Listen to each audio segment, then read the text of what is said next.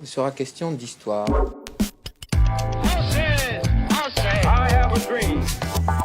Je suis contre la peine de mort.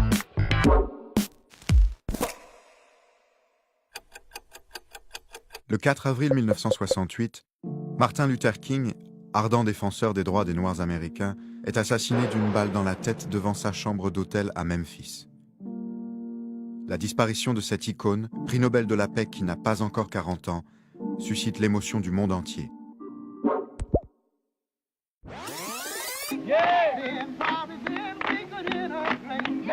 En 1968, cela ne fait que quelques années que Noirs et Blancs peuvent manger dans les mêmes restaurants, s'asseoir côte à côte dans les bus ou apprendre à lire dans les mêmes écoles.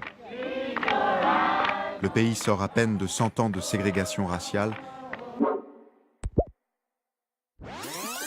La ségrégation raciale commence peu de temps après la guerre de sécession. Cette guerre civile qui oppose le nord et le sud des États-Unis conduit à l'abolition de l'esclavage par Abraham Lincoln. Noirs et Blancs sont enfin égaux devant la loi. Mais les activistes du Sud, racistes et négriers, ne l'ont pas encore admis. Ils se sentent menacés par le départ de leurs esclaves qui assuraient jusqu'ici l'exploitation de leurs plantations. Ils décident de contourner la Constitution qui accorde aux Noirs le droit de vote et la citoyenneté, et votent une série de lois qui les écartent de tous les lieux et services publics utilisés par les Blancs. Est-ce que tu voudrais aller à l'école avec des petits noirs? Non. Il n'a pas de raison, c'est ridicule. C'est contre cette ségrégation raciale que Martin Luther King s'est battu pendant près de 10 ans, devenant très vite l'un des leaders d'un vaste mouvement de résistance, le Civil Rights Movement. Je suis contre la violence. Martin Luther King est un jeune pasteur de 26 ans lorsqu'il sort de l'ombre en 1955. Remarqué pour ses talents d'orateur lors de l'un de ses sermons, il prend la tête d'un mouvement de protestation contre l'arrestation de Rosa Parks, une femme noire qui a refusé de céder sa place à un blanc dans un bus de Montgomery. Quelques mois plus tard, la Cour suprême interdit la ségrégation dans les bus. Cette première victoire a pourtant un arrière-goût amer. La ségrégation raciale est encore en vigueur dans de nombreux États et la plupart des Afro-Américains continuent de subir les violences des racistes et suprémacistes blancs, notamment des membres du Ku Klux Klan. Le Ku Klux Klan est une organisation secrète fondée en 1865 par d'anciens officiers sudistes de la guerre de sécession. Son objectif, assurer la suprématie de la race blanche qu'ils considèrent supérieure.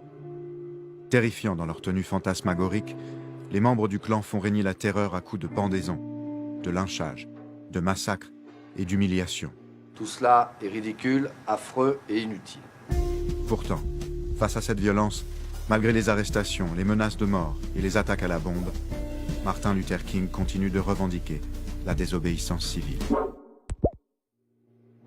La désobéissance civile est une forme de résistance non violente.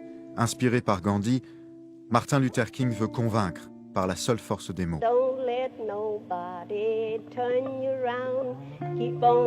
Ces marches pacifiques rassemblent des milliers de personnes dans tout le pays. Néanmoins, cette doctrine suscite également la désapprobation de certains Noirs qui doutent de son efficacité et proclament le Black Power, dont l'un des leaders, Malcolm X, est lui aussi assassiné. En 1963, la marche de Washington marque l'apogée du mouvement. Plus de 200 000 personnes défilent. De nombreux orateurs prennent la parole devant le Lincoln Memorial et Martin Luther King y prononce son plus célèbre discours.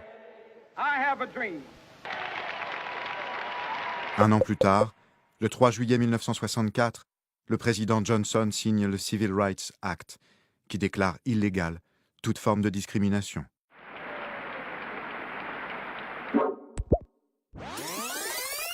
Deux mois après sa mort, la police arrête James Earl Ray, un suprémaciste blanc qui avoue le meurtre et est condamné à perpétuité. Mais il revient sur ses aveux, et certaines failles dans l'enquête alimentent la théorie d'un complot fomenté dans les plus hautes sphères politiques.